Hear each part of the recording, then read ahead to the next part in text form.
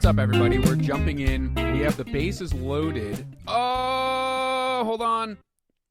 And we do not have the bases loaded anymore because the inning is over. All right. Well, welcome back to Not from Boston.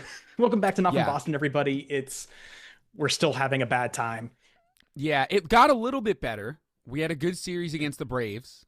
Yeah. And now it's not going well again. So I don't really know what to think or make of anything. Now there's like trade rumors circulating. I mean, we can talk about that. I actually am very happy to talk about that. Yeah. We have a big episode, though. We have some cool stuff we're going to do as well today. So we're looking forward to it.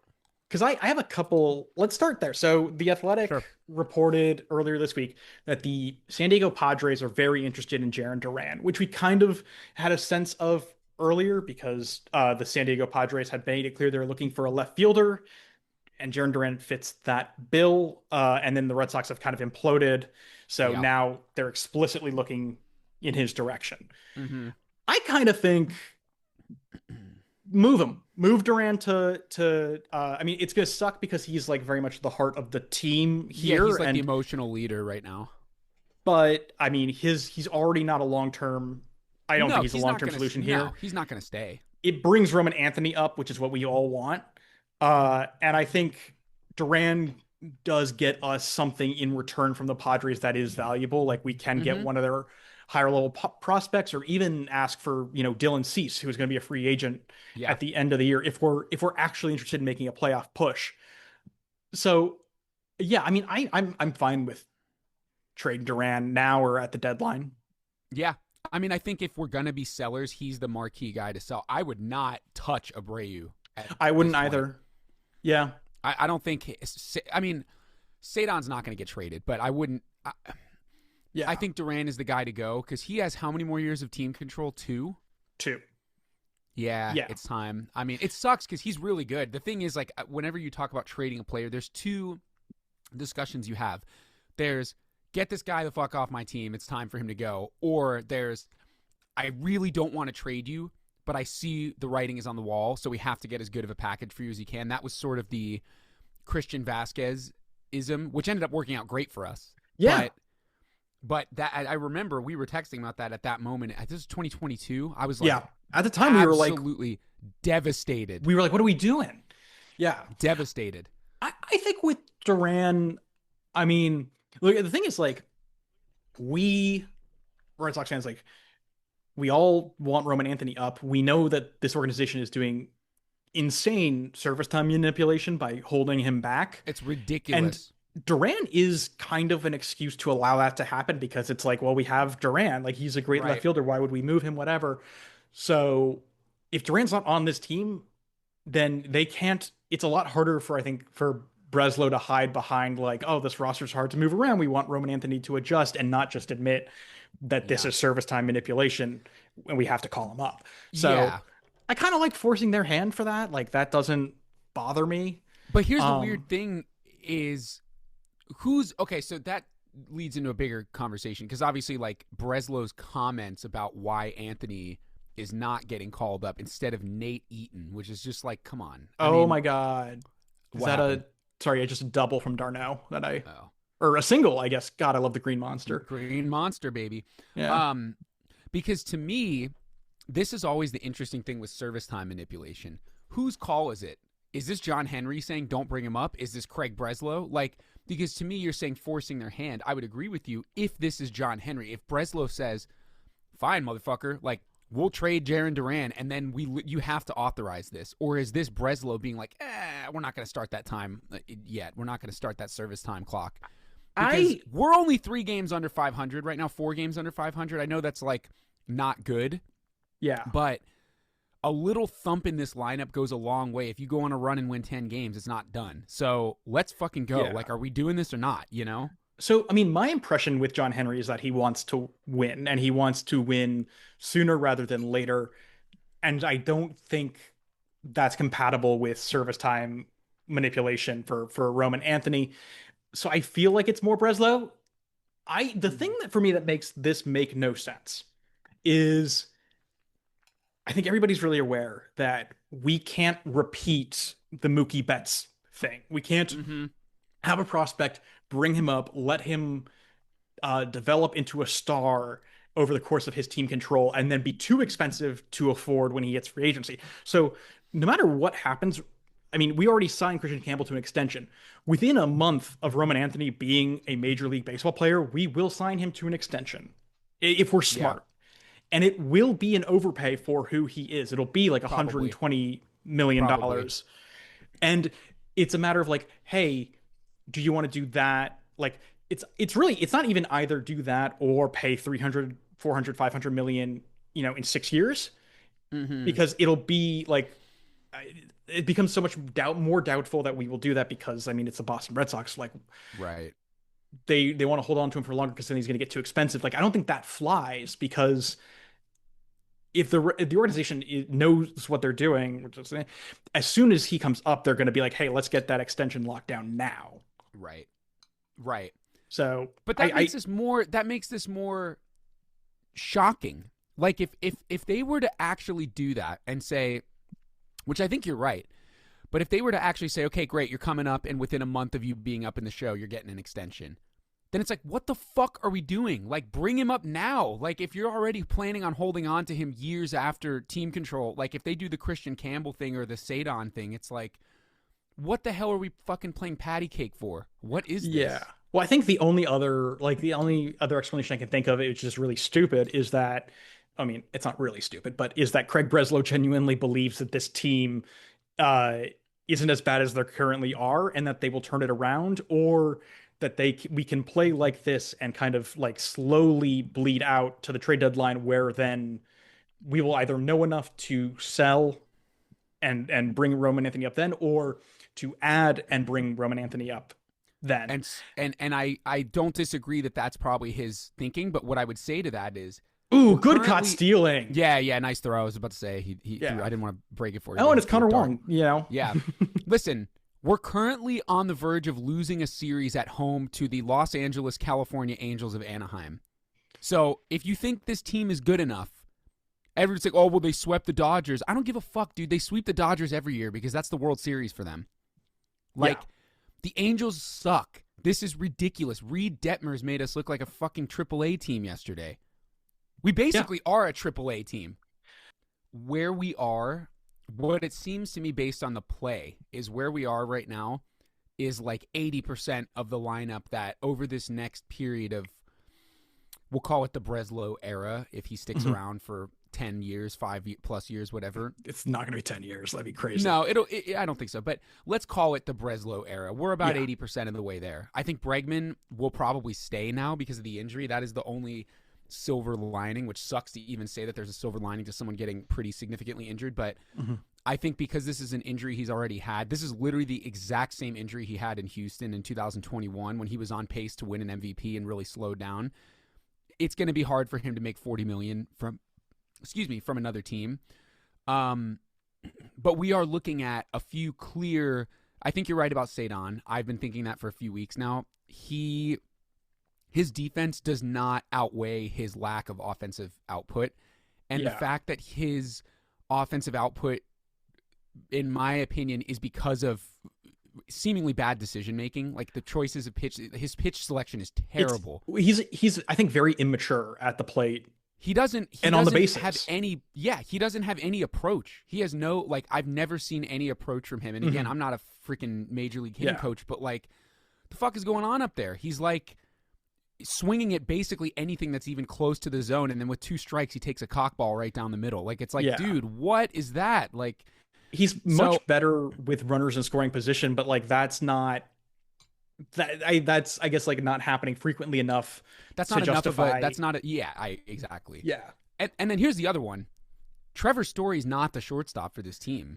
I agree. No way. So I think Meyer being at third or Campbell being at second and then maybe first base, and we'll talk about the stuff that Pedro said, obviously, but like this whole like hodgepodge, like, okay, Toro sometimes, and then Meyer sometimes, and then Sogard sometimes, that's not going to work. Well, so let's talk about that, though, like the mix and match of it, because, I mean, Alex Cora, I believe Alex Cora sets the lineup every day. Yeah, for sure. And so part of me is like, oh, I'm pissed with him for making these weird mix and match decisions where, like, why is Connor Wong ever starting a baseball game? But at the same time, it's like, oh, actually, this I think is more on Breslow than Cora, because Cora just like, this is the roster Cora was given. That's what I was And gonna say.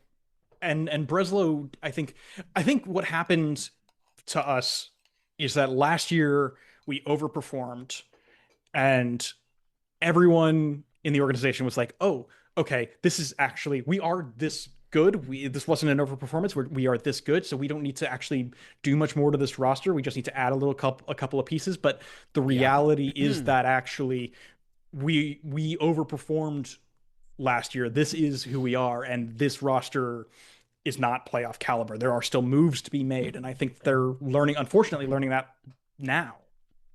Yeah, and I also think, like, obviously, if Aaron Judge were to get injured for the Yankees, they're looking at a very different season. Yes. Right? Like, if Aaron Judge were to miss 3 months of time, you're looking at probably a slightly better than 500 ball club. Well, I mean, that's what we've seen in the past when Trevor he's been Story hurt. plugs the gap. Oh my gosh, what a catch. Unbelievable. Poor fucking Story just can't buy a hit, dude. I mean, the thing, yeah, Story, it's like everyone was this past weekend because he hit a home run. He had two loud and a triple, yeah.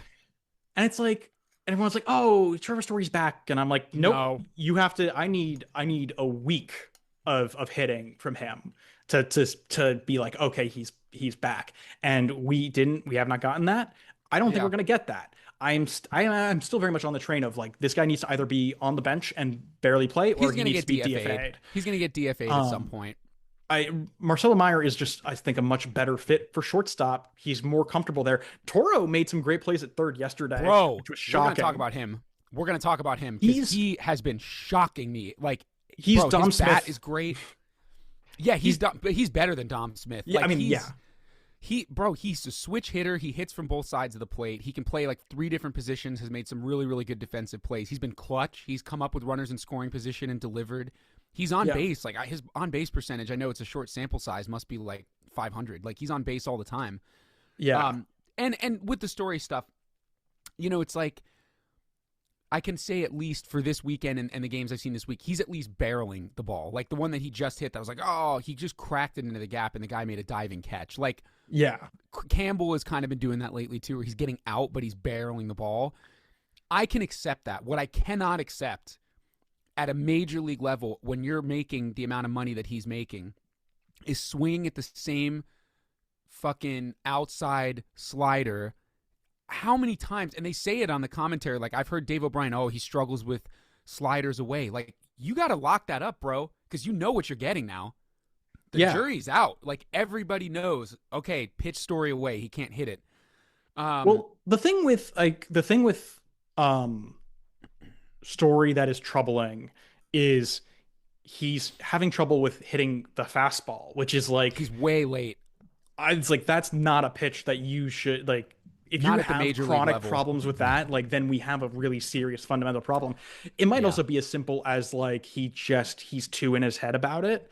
But I don't even know that like, it's like, do we want to fix that with a 2-year-old injury veteran, or do we want to move on to the next, like, to the future of this ball club?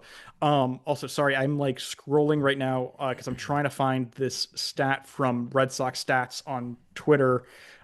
He actually made a really great point. Oh yeah, here it is.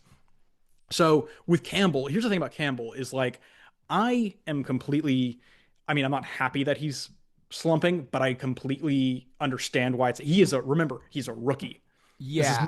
He just finished month 2 of his big league career. I don't believe that this is permanent. I don't believe that this is who he is. What Red Sox Stats pointed out on Twitter, and if you guys on Twitter, you should follow him, is that in August of 2014, which was his second month in the big league, Xander Bogaerts had a trash month as a rookie. So Campbell, in May, he hit 128 and had an OPS of 356. And Xander Bogaerts in August of 2014 hit 123 with an OPS of 360.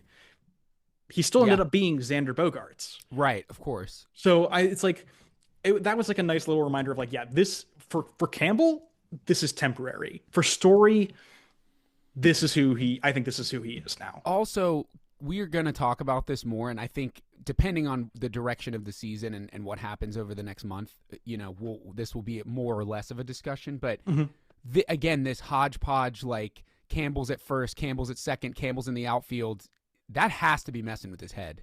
Like, oh, absolutely. There's no way. And this is, we talked about Devers a lot, obviously, a month ago. And the one piece of credit that I do give him is he is correct in the sense that, like, switching positions at the major league level, it's not like in men's league or little league or high school. High school, they were like, Harry, can you play third? Can you play right? Can you pitch? Can you catch? Like, I played like every position. The ball's coming at you at about 80 miles an hour. The ball in the infield at the major league level, especially at first base or third base, that fucker's getting hit at you at about 110 miles an hour. It is rocketed down the line. Like, that's a very difficult adjustment to make. Yeah. And he's still figuring out how to hit major league pitching. This is only his third month in the league. So, I don't know. I think it's not great. To Marcelo Meyer's credit, he's adapted to playing third rather decently. Like, he made that amazing catch on the line. And also, did you see that, like, on the broadcast of him going to the dugout and the lady, like, security person, like, checking him out? Yeah. That was great. Yeah. The thing about, like, playing multiple positions at a like similarly, at a similar level, like playing first base as well, you play third base, etc. Like, that happens like one of two ways. One, you're a utility player who comes up and develops learning multiple positions and learns to play them at the same time, or you are just a natural. You are a special kind of like athlete. You are like especially athletic. You're like, Mookie Betts. You're Mookie Betts, and maybe Christian Campbell's Mookie Betts. But I don't right now. I don't get the sense that even if he is that moving him around is like helping him. I don't, and it's okay. Like, not everybody has to be your superstar. Doesn't have to be Mookie Betts. Like, he just has to be good at what he's good at doing. Yeah, and for sure. It's like, oh, if he's good at second base, and if Meyer is good at short, why mess with that? I would agree. I mean, it's so funny, like the little like quasi butterfly effects of things in a baseball season, but like we could get to the end of the year and be like, fucking Devers had just played first base. Like, you don't know what that's gonna do. Oh no, damn. Yeah, high fly ball. We don't know what that's gonna do to Campbell's confidence, because what I will say, just from anecdotal, we've been observing the games in real time, is as soon as they suddenly started working Campbell at first base, his batting average declined pretty significantly. Like, almost verbatim. It was like the week that got leaked, Campbell's been working out at first base. It was like, okay, he's 0 for 3. He's 0 for 4. He struck out 3 times. He struck out with runners in scoring position, where the first month of the season, he was crushing the ball. So I don't know. I think he is supposed to be, to me, it's very clear what the team is supposed to be. Casas, obviously, that is just a horrible situation. It is what it is. But it's very clear to me that it's supposed to be Campbell, in the next year or two, Campbell, Meyer, Bregman. Like, that's what they're thinking. I wouldn't be mad at, like, a Nick Sogard at first base or a Toro if that was the only place we were plugging holes. But I mean, go ahead.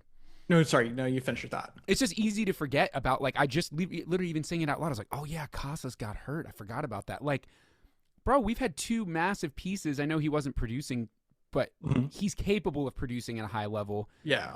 We have 2 huge holes in our lineup right now of guys that were expected to play 150 games that are not going to now. Yeah. I mean, I think Campbell playing first, I think, is a 2025 exclusive. Like, I don't for sure. I think he's got to go back to second. I think if they want to, I mean, if Tristan Casas, is coming back and he's, even half the player that he was before, like, that's great, but he's still going to need another guy there. I wouldn't be even shocked if they were like, hey, Rafi, like, now that it's the off season, like, can you work out at first base? Right. However, like, even then, like, those aren't actual, to me, those aren't real solutions. I mean, all that this season has done is highlight kind of what I said earlier, which is that this roster overperformed in 2024, and we didn't think to address any of the lack of depth that we have in this roster at first base in particular. And we're dealing with the fallout of that, which is, I think, like, Breslow's poor, management skills, like poor GM skills. Yeah, and I'll tag on to that. This has always been my issue with prospect first baseball. And I know it's really easy to, we made this crazy, trade and we got the number one prospect from the Astros. And again, like Christian Vasquez is a great example of like when that works out. Like Vasquez has been essentially a replacement level catcher for 3 seasons now. And we got Wilyer Brave from that. Yeah. And we got, it wasn't Rafael. Valdez. We got Emmanuel Valdez, who's right. Actually like doing very well defensively in Pittsburgh. He's a great player. Yeah. He's a great player. So that was a fleece job. Like that was great. But then there's the Mookie Betts situation where you end up with Jeter Downs is the big marquee piece of that, who's now playing in Korea. And I think going into this season, Breslow was probably thinking we don't need to address the depth because look at how many prospects we have that can play all these different positions. Yeah. Which we're seeing now, Nick Sogard and Meyer, and that's great if it's like filling one hole, like you said, but we're basically filling 3 holes right now with guys that don't really play those positions. Go get a major league fucking middle infielder, Yeah, I mean, I agree. And I think what ultimately they're in this corner now of like they developed one of the best farm systems in the league, which I think also like part of that like high ranking is due to the fact that everyone thought that the major league team was going to be good. Because I don't think a prospect like a farm system gets that higher ranking for a shit team. Yeah. But it is like now they're in a position where it's like, oh, you're gonna have to deplete that farm system to bring in major leaguers that you via trade because you didn't sign people. That's what I'm saying. That's what prospect first baseball is. It's like this ongoing, and we see this with teams like Tampa Bay where they have little spikes where they're really good. Like literally every decade, Tampa Bay has a spike where they're really good and then they're really bad. I guess right now they're doing well, but they've been to 2 World Series and then they're like basement dwellers for a lot of it. But that's also like prospect first baseball. But also that's their like business model. Like they're like, we're the Tampa Bay Rays, we're a small market club. We're fine with being good for a couple of years and then rebuilding our prospects and then being good and then trading them away. Right. The Boston Red Sox are not a small market team. But that's what I'm saying. We're operating like the Tampa Bay Rays. Like the ideology behind the club, and clearly it's still going on. I think Breslow splashed more cash. He went after Bregman, which is awesome. But yeah. The ideology behind the team is let's build up this. Having a big farm system is like the biggest deal that we can possibly have, and we can just use those guys. We don't have to spend money because our farm system guys. Guess what? Prospects don't usually work out. There is a legitimate chance, and I hate to even put this out in the world, but there's a legitimate chance that Campbell, Meyer, and Anthony are all bums. I end up being not good. I don't think that's going to happen. Yeah, I have one name for you. Andrew Benintendi. Dude, great example. So, like, I absolutely, like, yeah, I agree. Like, I hate to put that out there, but that's just the truth. It's like, possibility. That might happen. We have to be honest. It's a coin flip. Yeah. Let me ask you this, though. Like, with Breslow, do you think he would have gone after Bregman and signed him if Cora hadn't really made that big a push? I mean, Kennedy, I think, was with him on that push, but if Cora wasn't, like, really advocating for it? I haven't had enough time with Brett. I mean, this is his second year with Breslow to really know. Mm-hmm. I can tell you that if this were Bloom, the answer would be fuck no. Because Bloom was like, oh, I got burned by the Story contract. I'm not doing that again. I don't know. What would answer? I mean, my off-rip answer is I think yes, because he played in Boston. And so I think he's at least acutely aware of the fact that, like, you got to bring somebody in. Like, you can't just have the fans be like, why are you raising our ticket prices and putting out a bullshit team? Yeah. And yet we're here. And yet we're fucking 4 games below 500. And then you'll see it in a second, just a horrible error at third base. It's just such a joke. Yeah, I don't know. What will be really interesting, and we've mentioned this a few times, is what happens at the end of July. Because if we are in semi the mix, if we're like even at this point, like even 500, I would say his choices would answer that question for me. If he's like, screw it, we pick up the right pieces, we can sneak a wild card, then I'm like, all right, he probably would have made that signing on his own. But I don't really know. This is a weird team, dude, and this season is weird because we've had 2 massive injuries to like 2 hugely anticipated, to be good players. Yeah. And the pitching is actually more. The pitching has been banged up for most of the year too. Like Richard Fitz out there yesterday, he's clearly not healthy. Yeah. He didn't look right. I mean, he freaking threw a 94-mile-an-hour fastball middle to Mike Trout. Like, that's never going to happen with a healthy pitcher. So oh my God. Dude, this is like, I'm going to have to turn this off. This is getting horrible. What I will say is like about Breslow is that we were hovering around 500 at trade deadline last year. He made trades that we all thought could. Oh my God, Jesus Christ! I just saw what you were talking about. Horrible, 2 errors. About he made moves that he thought would put us in a better position to get into the wildcard spot, and it was a disaster. I mean, those trades blew up in our faces. So I mean, truth be told, I think Jared Carrabis said this. I think in his last episode, and I actually wholeheartedly agree. The last thing I want is for the Red Sox to be around 500 at the deadline. I want us to either be in the picture or fully like 10 games under 500. And like I want to be like, I don't want to do this because we've done it 3 years in a row now. This like, we've done sellers and buyers thing. It's not working. It's not good. What do you consider in the picture? Like, how far above 500 do you have to be? Like, do you have to be sitting in a wild card spot to be considered? I think you have to be, at worst, you have to be a game within a wild card spot. That's about what I would say. I would say you could be within 2. And if I you're would say within like 2, that's okay. Yeah. I just like, and I think you have to be over 500. There's just like, I think if you're under 500, I don't really care what the wild card standings are like. It's like, I just don't have confidence in this team. Yeah, we've made 52 errors this season. That is like the most, even more than the fucking 10-50 Rockies.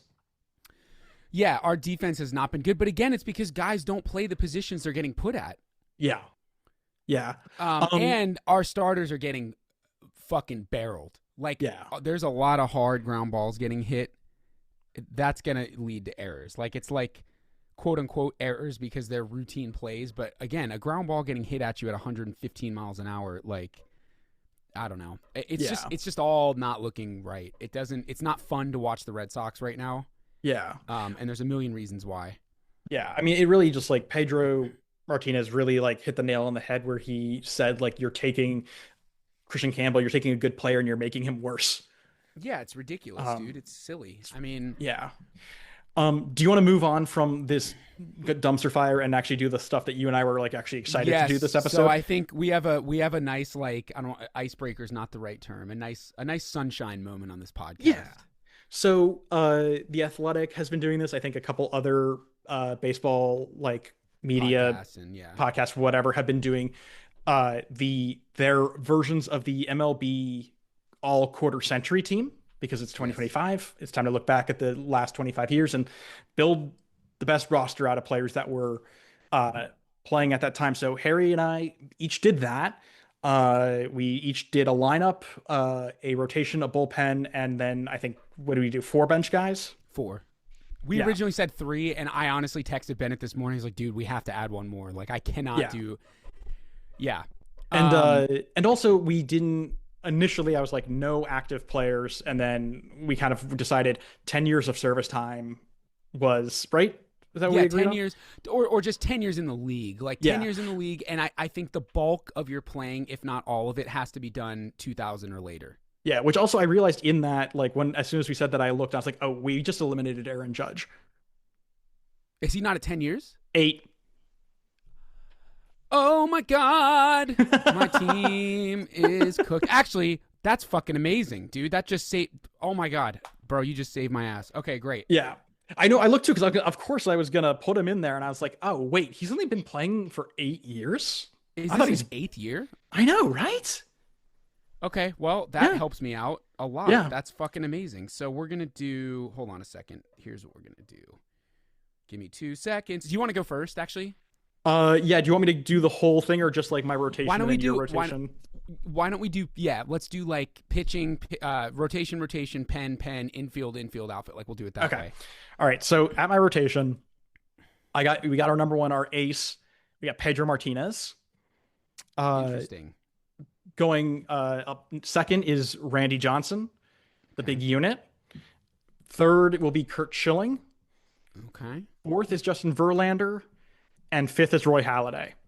Oh, Roy Halladay! I forgot about Roy Halladay. Yeah, I had to throw Roy Halladay in Bro, there. he threw a fucking no-hitter in the playoffs. He's amazing. He's incredible. I mean, God only knows. Like, I mean, you know, it's really what happened to him is really tragic, and it's like you can only imagine like if he had a whole rest of his career like that, it would have been unbelievable. Yeah. Yeah. So I went a little more modern. I did not include Pedro or Randy Johnson because they had significant numbers put up pre-2000. Yeah. I think they're totally valid to put in, but I just figured let's go with like guys that have blossomed throughout our childhood and are like either still playing or just retired. So I went Scherzer, Kershaw, Verlander, DeGrom. This one is not homerism, I promise. Chris Sale. And here's why. Chris Sale has led the major leagues in strikeouts 3 times in an era where he's facing guys that strike out a lot of dudes. Like, we're at the highest era of strikeouts in Major League history, and he's led the league 3 times. And he's won a Cy Young. I would probably say if I were to include someone older, I would swap him for Pedro, just because I think Pedro is considered sort of the best pitcher of the 90s and early 2000s. Yeah. But I think that's what I would go with, just a little bit more modern. I felt like Scherzer, like Pedro Scherzer, I was like, and I got to have Scherzer in there. Like, he's such a stud. Yeah. So, I mean, what I will say is, like, when I went through and because I had a list of, like, 25 starting pitchers that I wanted to include. So when I was on, Baseball Reference on StatHead, like, comparing all these guys, because to your point, like, Pedro, Randy, like, they played a lot of pre-2000s. Yeah. I only looked at their stats 2000 to retirement. Right. Which is why, like, Roger Clemens did not make the cut, because he was not as good in the 2000s as he was in the 90s and the 80s. I just, like, I mean, you talk about Ks, like, I mean, Randy Johnson just, like, no one was better at striking guys out than him. Yeah. And Schilling, I was like, he is the greatest postseason pitcher of all time. And then I was looking at Pedro's, like, I mean, his 2000 Cy Young Award winning year, it was just, like, filthy. It's like a 1.5 ERA. And then, Verlander, I mean, I did. It was hard not to put Kershaw and Scherzer in there. But at the end of the day, I was like, I know that these are my big 3. Yeah, I think those are totally, like, I take either of these rotations. Like, that's crazy. I mean, well, yeah. And then Roy Halladay, I was like, it was also. Yeah. Oh, yeah. I honestly forgot about Doc Halladay. He's the guy. Yeah. Also, hang on. I forgot that I didn't know that CC Sabathia got to 3,000 Ks. Yeah, he did. I strongly considered putting him in too, but he just didn't quite pitch the other guys. Do you think Sale will get to 3,000? I don't think so. Pitching is really interesting. I had a few, like, different. I'm sure we had different criteria for doing this. For me, it's about. Let me pull up CC's. I was looking at this morning. CC Sabathia's Baseball Reference. So for me, it's not just about the overall numbers. There's a few numbers that I look at more than others, for sure. Yeah. Counting stats are an interesting one for me. Because, like, 3,000 hits, like, he has 3,000 strikeouts. He played, I think, 19 or 20. Yeah, 19 seasons. Yeah. Chris Sale has... He's been in the league for 15 years, except he missed a year. So, 14 seasons.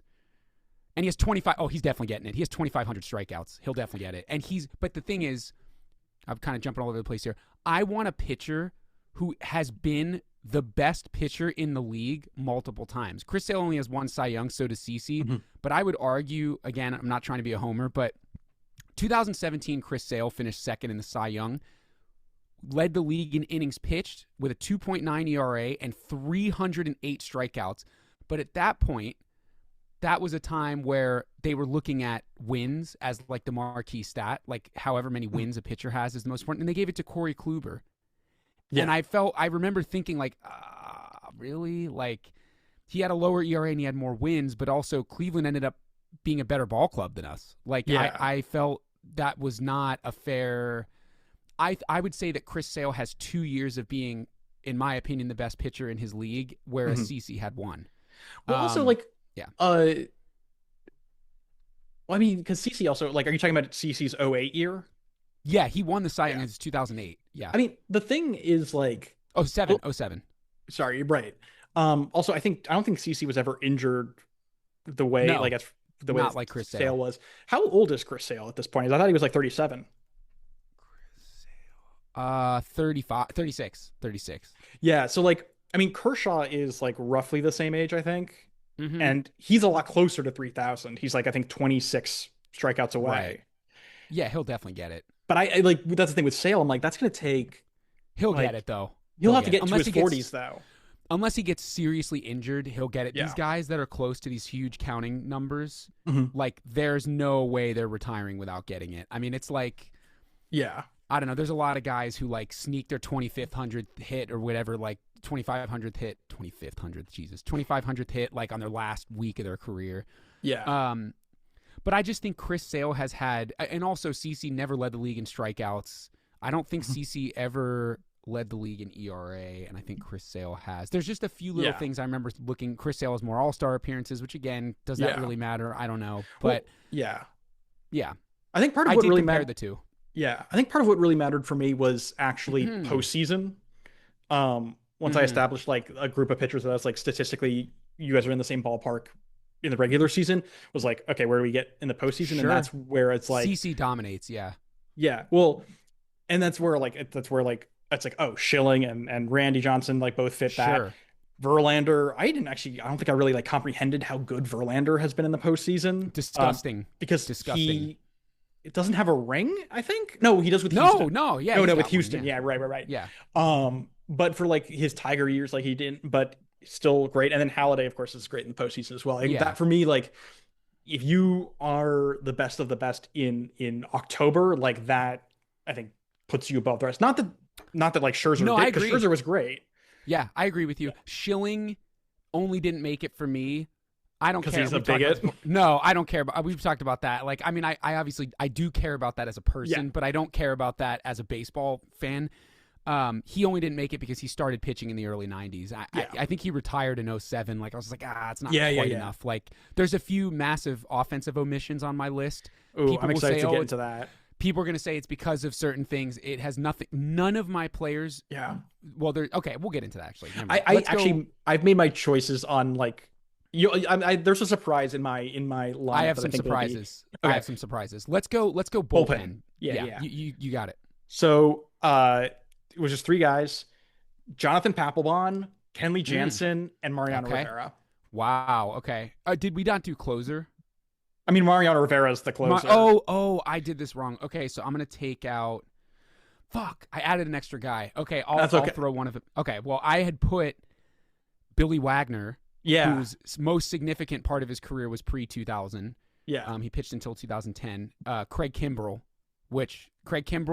post-2018, not a good pitcher. No. Pre-2018, yeah. What the hell, dude? Go look at his stats. It is insane. He had 10 years of being almost unhittable. Yeah. And I went Trevor Hoffman. So really interesting thing is like, because I almost put Trevor Hoffman in as well. And then I was comparing these guys and I'm like, wait a minute. Kenley's done like I know, like 1,000 games. Papelbon and Mariano have each done like 900 games. Hoffman only did like 500. It's a lot less. Like and that for me, I was like, that's the thing where I kind of made the decision. And I put Mariano as my closer. I thought we were allowed to have 4, so I would probably take Hoffman out of mine. Yeah, that would be my remove. I think Billy Wagner like has to be in there. I'm so amazed by his numbers. I went through and he was like one of those Hall of Very Good for a long time, and now he's in the Hall of Fame. But yeah, I went and looked, and people kept saying his name, and he was a Red Sox in like 2009. But I just went and looked. I was like, God damn, he was good, dude. It's funny because like with Papelbon, I remember him tailing off in his career, but like those like that first chunk of years where he was with the he was Sox legit. is just incredible. His career numbers as a result are like fantastic. And I was really I was like, oh shit, I forgot how good you are. All right. That's funny. I honestly didn't consider him because of the tail end of his career. I was like, oh wow. Damn, maybe I should have picked him. He's serious. 1, 2, 3, 4, 5, 6-time All-Star. Sheesh. Jonathan Papelbon's like legit. Yeah. For the next bit, do we want to actually do like, do you want to give me your like, did you write it as like a starting lineup? Yeah, I wrote it as a starting lineup, and then I have 4 bench guys. Let's do the lineup then. Okay. Leading off for the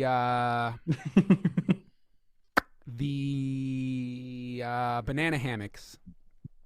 Shortstop, the captain, Derek Jeter. Batting second in right field, Marcus Lynn Mookie Betts. Batting third, you may know him as the guy who sits on the toilet, Albert Pujols at first base.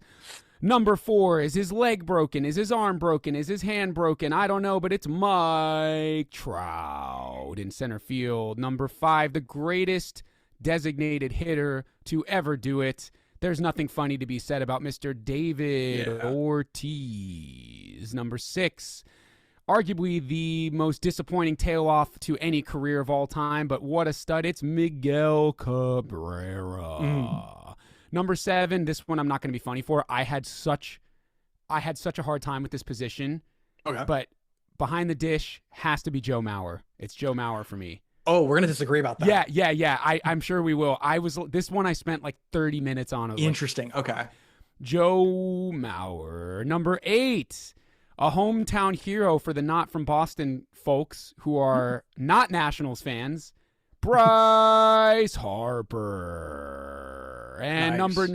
Number nine, bang, bang, bang. Do you hear it? It's Jose Altuve. Okay, did you? Too? Well, let's do bench. Okay, after. We'll do it later. Okay. Did you rehearse that? No, I just did. That was good. That was awesome. Nice. That's great. Managed by, real quick. By. What's going on, man? My name is Bruce Bochy. I thought about doing Bochy. You have to. You have to. 4 rings. Yeah. Okay. All right. So for my lineup for the Bennett Weinshanks, we got leading off in right field, Ichiro Suzuki. Yep. Batting second, playing first is Albert Pujols. Yep. Batting third and playing in left field is Barry Bonds, the greatest hitter of all time. Yes, I'll talk about that. Batting cleanup, playing shortstop is Alex Rodriguez. I will talk about that too. These were all people on my first list. Batting fifth, David Ortiz, DH. Yep. Batting sixth, center fielder Mike Trout. Yep. Batting seventh, at the hot corner, it's Adrian Beltre. Batting eighth and playing second, it's Dustin Pedroia. And batting ninth, catching is Yadier Molina. Yadier Molina, wow. Dude, I love Yadi. Wow, we're going to really get into some of these. So, yeah. Who's your manager? This was tough. I did go with Terry Francona. Yeah. I thought about Joe Torre because Joe Torre is a very successful manager in the 2000s, but yeah, Terry. No, Tito's great. There's a lot of good picks. That era, there's a lot of good managers. Do you want to start getting into our lineup first, or do you want to then also now do our bench? I'll do my bench. My bench. Let's do it. I have 4 guys. Yeah. I would say, this guy is not supposed to be on here because I put him in the starting lineup because I had Aaron Judge in my lineup and he is disqualified. So hold on. Who am I missing? Okay, cool. So this was really hard. I wrote some like honorable mentions who we're not going to talk about. I'll just zip through them. My bench is Joey Votto at first base. Okay. Joey Votto had like an 11 to 12 year stretch of being the best first baseman in baseball. He's like going to get snubbed, I feel like, for the Hall of Fame. Go look at his numbers. It's disgusting. Yeah. It's disgusting. Ichiro did not make my starting 9, and that pains me. Like that might have actually been the hardest decision. I felt really hard. He got hard done by to not get in there, but when we go through why I chose who I chose, I'll explain it. Scott Rowland, third base. Oh, that's great. Bro, Scott Rowland, World Series champion. If you compare him, Beltre and Miguel Cabrera and Scott Rowland were the three guys I considered. Scott Rowland defensively has all them on lock. He has way more Gold Gloves, more Silver Sluggers. He's a World Series champion. And if you look at his career numbers, Beltre beats him in the counting stats. Rowland beats him in, I'm pretty sure, batting average, OPS plus. Like, Rowland is a dog in an era where Cardinals and Phillies and Reds. No. Who did Rowland win the World Series with? Cardinals, 06. Oh, shit. Yeah. Okay. And Rowland, I mean, we never know for sure, but he did it in an era where everyone was geared up, and he has never been caught taking steroids. He's in the Hall of Fame now. Thankfully, he deserves to be in the Hall of Fame. I honestly was not considering him, and then I just was like, fuck, Scott Rowland's sick. Yeah. And then my last one is Pedroia. Pedroia is on my bench for sure. Like, he's... Yeah. Who did you have starting at second? Altuve, right. That's great. I mean, he's great, but I mean, he's a good player, but like, that's crazy. I just think, again, like Altuve, I don't like, obviously the cheating shit sucks, but fuck, dude, his stats are crazy. Like, and he's won an MVP, again, debatable if he should have won that, but he's crazy. Yeah. So my bench was Derek Jeter, Miguel Cabrera, Bryce Harper, and Mookie Betts. Okay. Yeah. I mean, cool. Once I saw like my lineup of like the 2 through 5 of being Pujols, Bonds, A-Rod, and David Ortiz, I was like, I got like a little tingly. I was like, that's so lethal. Yeah, it's insane. So let's address the elephants in the room. Yeah. I did not put Bonds in my lineup for no other reason than, again, most of his significant playing time was pre-2000. He retired. Retired. He kind of like was out of baseball in 07. I don't care about the steroid thing with him at all. Yeah. My A-Rod omission is more about steroids. I have always, and actually my Manny Ramirez omission as well. My line with steroids has always been testing positive post Mitchell report. Right. So if you're in the Mitchell report, it wasn't technically a banned substance at that point, and those were supposed to be anonymous tests. Yeah. If you're Ramirez, A-Rod got popped twice. Yeah. So that to me is like, dog, what are you doing?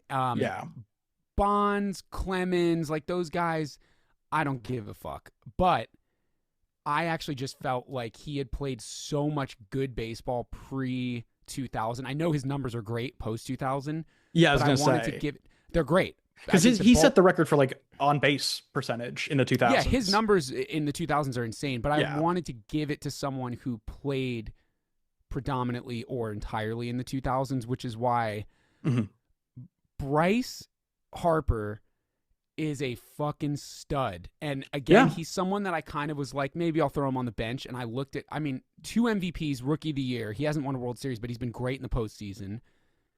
He's sporting a 9-something career OPS. Like, he is an absolute tank. I put him in the outfield. I know now with the arm problems, he's at first base, but like, I felt like I couldn't omit him. Betts and Judge was a hard one, and the Judge service time thing made it easy for me. I put Aaron Judge in over Betts, which sounds crazy, but like, obviously Aaron Judge, when he hits that 10-year mark, he goes right into everybody's team. Yeah. Betts was so, again, it's like Ichiro. Like, the outfield was way harder than the infield for me. Like, Bonds, I was like, okay, he didn't play 10 years after 2000. Do I put him in? But obviously he deserves Ramirez, the PED thing. Ichiro literally only did not make it because most of his hits are singles. Like, that's the main reason why. I like a little more juice in my bat. That was like, could have been him over Mookie very easily. Yeah. Ichiro is like the first guy that comes off my bench. But the outfield is super fucking hard to pick. I mean, I really had a hard time with it. Explain your thinking. Well, I will say about Mookie is like, it is so funny how like the Dodgers roster is so stacked that it kind of overshadows the fact that he is such a phenomenal player. Like, his stat line from last year is crazy good. If you were on any other team, if you were still on the Red Sox, like he would be the by far and away best player, and everyone would be like, "Holy shit! Like this guy is so good." Mm-hmm. And because he's like next to Ohtani, it's like that kind of gets lost, which is wild. But yeah, Mookie Betts is incredible, and I think that's a very good choice. He definitely needs to be on the roster somewhere. So yeah, with I mean, Ichiro, I think like just like the most consistent hitter uh this like in the last 25 years, but also like just like I think in the last like century. I mean, the fact that he I think went I think he his I think it was like his third game he brought his batting average over 300 and it never went down. Yeah. And like that's just incredible. No, it's insane. Insane. I mean, he's like Yeah. it's insane that I'm even discussing leaving him off. Like that's crazy, Yeah. you know. He is to me like if you think of a leadoff guy, like that's the first guy I think of. Of course, he's the quintessential and then base like stealer. yeah, I think him and then Johnny Damon, which is like a mammoth step down. Sure. Pujols, I think. I mean, yeah, he kind of fell off with the Angels, and but Bro, I don't know. He's Pujols, still the listen, greatest hitter. He's the best. He's one of the best. He's the second best right-handed hitter of all time. Yeah. With Bonds, I think for me it was like yes, steroids, like absolutely. Oh, let's go! Did Rafaela hit a home run? Fuck yeah! Fuck yes! Sorry, I've cut you off like 3 times, but no, it's fine. I'm it spazzing only over happens here. when there are people on base. Like he only hits good when there are people on base. That's why he's hot. He's 3 for 3.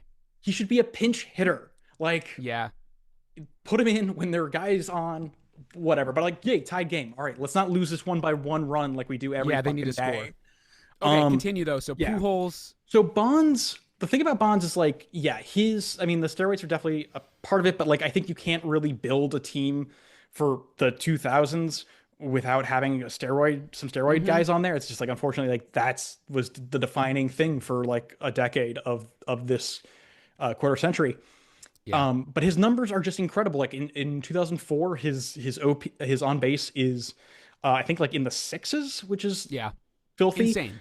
I mean, he just I think best, I gotta say, like the best hitter of all time. So I felt like I was like, this isn't really to me a complete team if I leave him off the roster. Yeah, that's an easy pick for sure. A-Rod, I put on there because like, in addition to like, I was like, oh, like this just not just like the players that I want and like for this, but I was like, oh, who's like better? Like who's actually like good? And it's Derek Jeter's obviously he's a great player. I mean, he's on this roster. Yep. Alex Rodriguez is a better hitter. He's a better defensive shortstop. Yes. And I was like, that's it for me. Like there, I was like, he's gotta be, and there's that flexibility with the roster. I was like, oh, if I put him at short, then I can have Beltray at third. Because I do think A-Rod's on that roster no matter what. Yeah. Because he does have 696 home, like he almost has 700 home runs, which is like. A-Rod was on my list until about 20 minutes before we recorded. And I took him off purely because I didn't want to be a hypocrite. Yeah. Because my whole thing with the steroid shit has always been pre-Mitchell report, post-Mitchell report.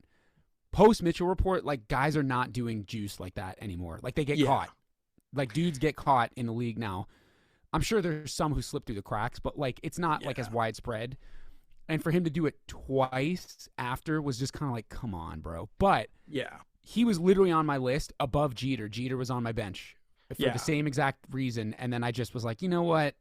You usually are like more strict on this. Like you should stick with your gumption here. So I agree with that pick too, though. I actually think your lineup is probably everything that you've said so far is something that was on my paper at some point. Yeah. I will say, and then so with Ortiz, actually I had a really hard time with David Ortiz and DH because I mean, he is a phenomenal like DH. Like that's not a question. It was for me, I was like David Ortiz or Ohtani. Because Ohtani has been in the league long enough. He is like probably one of the greatest players of all time. Yeah. He's like, two-way player. And this kind of similar to the rotation the construction earlier, it came down to what do these guys do in the postseason? And David Ortiz is arguably like one of the greatest postseason bats. He might be, yeah. Shohei Ohtani, I don't know if no one remembers because the Dodgers won the World Series, but Shohei Ohtani kind of sucked. Yeah, he was mid. He had a couple home runs. He was not a particularly clutch bat even when he was hitting. So yeah. So Ohtani didn't make the cut for that reason, and there just wasn't room on the bench. Here's my thing with Ohtani real quick. I'll piggyback off that. Yeah. If Ohtani gets injured tomorrow, a lot of the guys who are like just at the 10-year mark were tough for me too, because if Ohtani gets injured tomorrow, like he'll go in the Hall of Fame, but he won't be remembered the same way. Like he won't be the like David Ortiz, like it'll be like, damn, Ohtani pitched and hit, and that's fucking crazy, and he hit 50-50, like that's insane.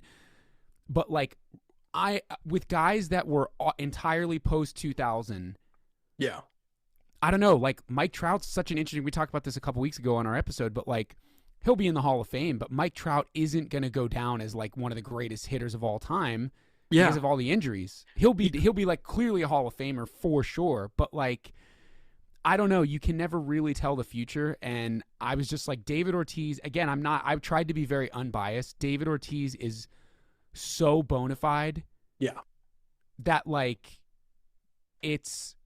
I can't leave him off my roster. It's not possible. Yeah. I also like with Trout, like researching this, I feel like every like 2 or 3 months I am reminded, he had a ton of injuries, but when he hasn't been hurt, Mike Trout has been incredible. Like I always forget how nice he is. And then I look back at his stats and like, no, that is actually I mean, I will say like, with players who have like, your argument for like why not Ohtani is also the exact same reason why Juan Soto isn't on my roster. Yeah. Like, he was never making my roster. He came up in 2018. He is like a phenomenal hitter. He'll probably be in the Hall of Fame for sure. But like, he hasn't done anything. Like he just hits good.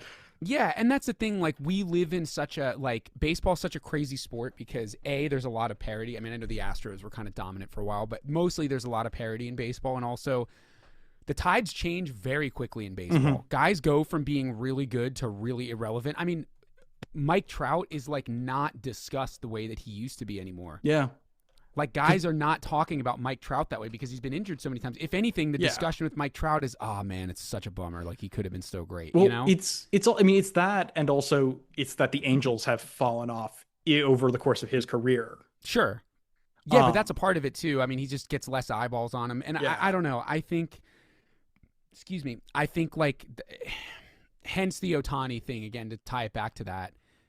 What happens in the next like 5 years is what really makes him go from like, wow, that was so cool that we got to see that, and like he's in the Hall of Fame, to like he's like actually the greatest player of all time, literally the best of all time. Like if he comes back to pitch again and he pitches well, I think that very much seals the deal. Totally. I think if he comes back and he can't pitch, then it's like then he's just a fucking damn good DH, you know?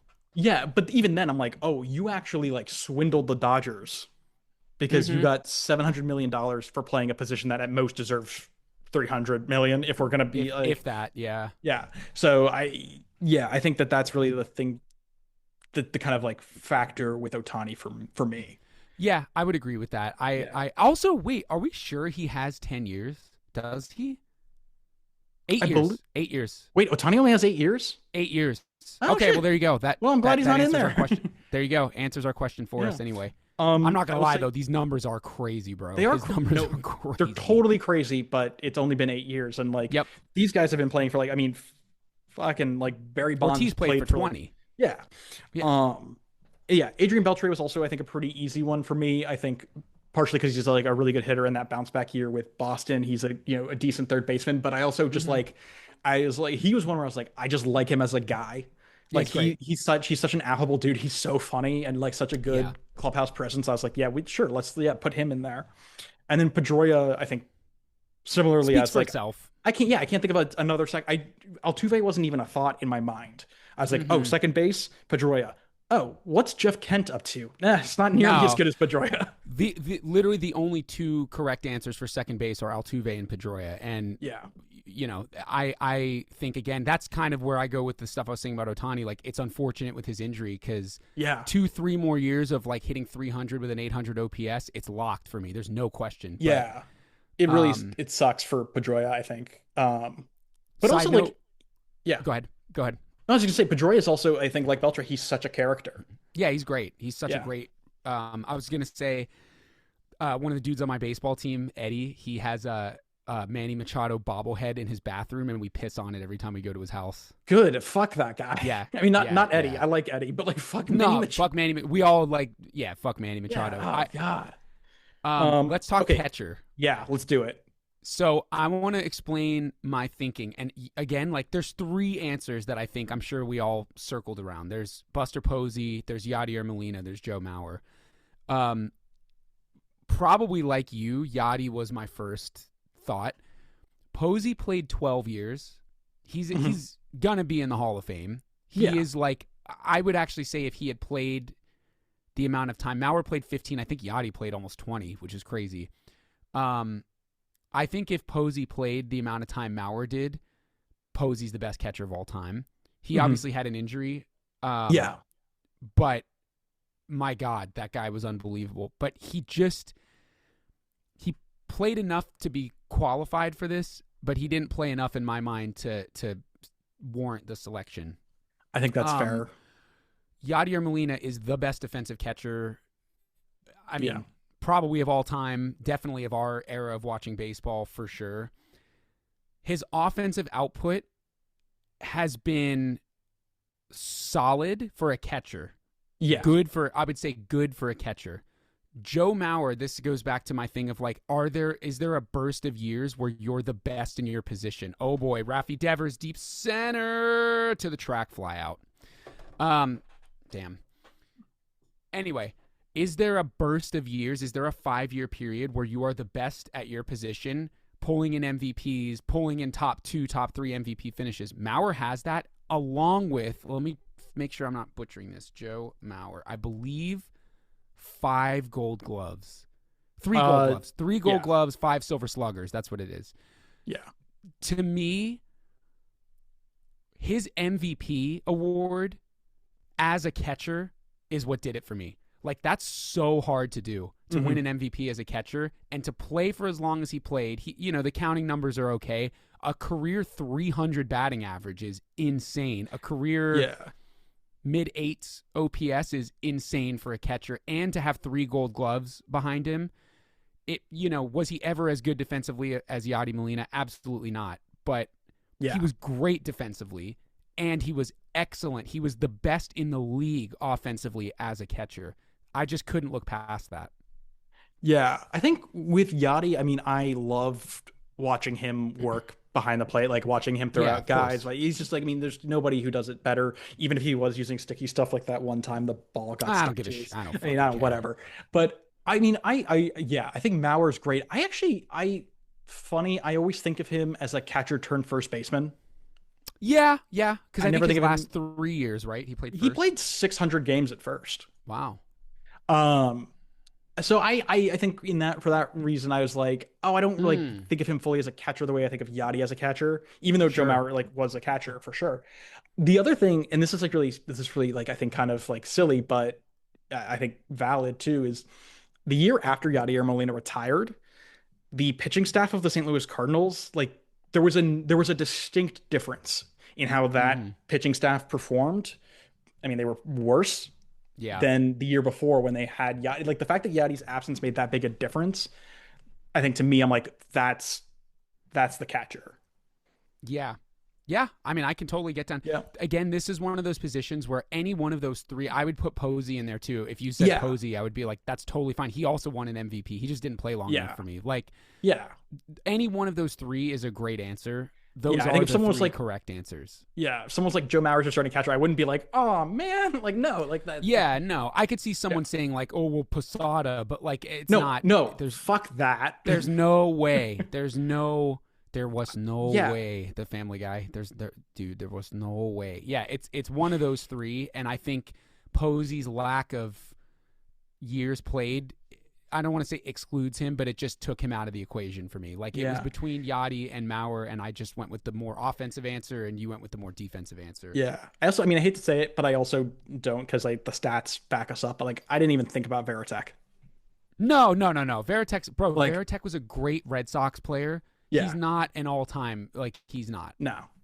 But look at Joe Mauer. Like, I'm just looking at his batting average is fucking crazy, bro. Like his last 4.5 seasons, he started first base and then eventually switched. His last 4, he was there the whole time. But as a catcher, 306 average, 347, 328, 365, 327, 319. Like, he was 324. He basically hit 300 every year he was behind the plate. That's insane. Yeah. What I'm wondering is like, so, because I always remember when Mauer came up, it was like him and Justin Morneau. And like that was a lethal combo of like back to back, like left-handed bats. And I'm trying to remember, like, why did Morneau move off of, like, why did Mauer get first? Concussions. Oh my God, that's right. Morneau had horrible concussion. That's right. Shit, now I want to look up, like, bro, he was a dog. He won an MVP, Justin Morneau. He was great. I think that I totally forgot about the concussions, and that's such a bummer because he was so good. Yeah, I mean, he was on pace to be a Hall of Famer. His 14-year career. Yeah, and he won MVP in 06. And I think up until 2010 was when he started getting injured. He was like 100% going to go to the Hall for sure. Dude, and actually, like, straight up, you look at his 2010 when he made the All-Star game, he had a 1 dot OPS. Yeah, crazy. And then the next year, 2011, which I assume was when the concussion happened, he had an OPS of 618. Yeah, he was literally never the same. Like, he had only 2 good years after that when he was in Colorado. He had a great year in Colorado. I was going to say his 2014 in Colorado was pretty great. But then he got hurt again. Yeah. Damn, that's just how you hate to see that. Yep. That's what I'm saying, though, about these guys. Like, I'm going to always pick for a team like this a guy that played 20 years over someone who's having in the midst of a good 10th or 11th year. Like, I'm always picking the longevity because it's amazing. Like, you know, Ronald Acuna Jr., for example, is like a great player, but like totally if he like, I wouldn't ever put him in this conversation unless he had like a 20-year career. Like, will he have a 20-year career that's good enough? We don't know. I don't think so. I don't know. It's impossible to tell. I mean, it's impossible to tell. Yeah. Is there any other areas of contention that we had? No, I think we were like pretty much like both satisfied with our respective lineups. I threw out some honorable mentions. Just I'll zip through my. Beltre, obviously, I explained why, but I had to put Miguel Cabrera in there, and I think Scott Rowland was just more comparing the numbers. I put Tim Lincecum as an honorable mention. He played 10 years, but he for 3 or 4 years was the best pitcher in all of baseball, and then he fell off really bad. That fall off was so brutal. Yeah, he can't make the list for that reason, but he deserves a shout out. I gave Kenley a shout out. I gave Yachty a shout out, and I did give Shohei one. Just because he didn't play long enough, and again, the DH thing is tough. So I think it's really hard to do this. Yeah, I can't imagine like the all 2000s team when we're long dead, and it's like, that would be insane. I will say, like, Kenley, one thing about Kenley I didn't really fully recognize was like for a closer, shit ton of strikeouts. Yeah, a lot. Ton of strikeouts. Couple of guys that I will throw on for mention to reliever Brian Wilson, because I just remember from the Giants. I was like, Eric Gagne. I was like, oh, he's for sure on there. And then I looked, I'm like, oh, you had one phenomenal year, but you weren't actually good. Yeah, I think he got like MVP votes as a closer, which is kind of a crazy thing. But yeah, he had a brief period of being amazing, but he was like a juicer. I think he got caught taking. Was he? Yeah. He won the Cy Young. He won the Cy Young as a reliever. That's pretty hard. Yes, that's right. That's right. I think that was in 04. Yep. Zach Greinke was someone who I really considered. Oh, I should have thought about him. Because he's really, he's a dog. He's also a total weirdo, which I love. He's been like, he's played for a lot of teams. He's had postseason success. It just like, at the end of the day, I'm like, he's not as dominant as the other guys on this list. Yeah. Yeah, I'm trying to think like what other guys, like most of the other guys, like, Johan Santana like didn't really make it far in my evaluation. Yeah, he never. Yeah. And same with King Felix. I'm trying to think. I thought about King Felix. I thought about Madison Bumgarner. I honestly thought about Steven Strasburg and Adam Wainwright. Yep, I thought about both of them as well. I thought about pitching was difficult. I mean, I don't know. I found this whole thing to be difficult. I actually found, other than the A-Rod thing, I found the infield to be the only thing that was mildly easy. Because like Pujols and Cabrera and, you know, Jeter, there's so many guys that are just like bona fide. Mm-hmm. Yeah. Pitching was very hard. One guy I thought about, and then, I mean, I thought about like very, very fleetingly, because I love his windup, is Dontrelle Willis. Oh, yeah. He didn't play long enough, though. No, he didn't play long enough, and also he wasn't very good. He only had 2 years. He won Rookie of the Year, and then he was not good after that. Yeah. But yeah, no, I think that was it. Oh, Garrett Cole was someone I looked at as well, but also similarly, I'm like, I need you to actually finish your career. Yeah. Yeah. I mean, we'll see what happens when he comes back from injury, but yeah. Well, this was fun. Cool. I mean, this is definitely great. Well, it'll be interesting. The Red Sox have tied the game. It's in the bottom of the 7th. They really have to win. This is a must-win game, I would say. So they've all been must-win games for the last like 3 weeks. Month. Yeah, it's been tough. So we shall see. Is there anything that we're missing before we wrap here? I think as usual, Spotify, Apple Podcasts, like and subscribe and review and all of that. Subscribe to the Substack to get this in your inbox. We have a YouTube channel. We're on Instagram. We're on TikTok now. Yeah, at Not From Boston Pod. So follow us there. And hopefully when we're back next week, like, we'll be a little bit more excited to talk about the Red Sox. Just give me 500. Just get me to 500. Give me some optimism, and we'll be good. Yeah, the bar is like literally that low. I mean, also, we should say at the end of this recording, we recorded this on Tuesday. By the time you're hearing this, the Red Sox, I mean, at best will be like, I think, a game below 500 or 2 games below 500. But yeah, it'll be Friday, so we'll see. I feel confident that like this mood is gonna last till Friday. I am going to end on a somber note. I don't know if we're making the playoffs. I think it might be too late. I don't know. We'll see. I hope I'm wrong. I'm wrong. But anyway. All right. Bye, guys. Peace.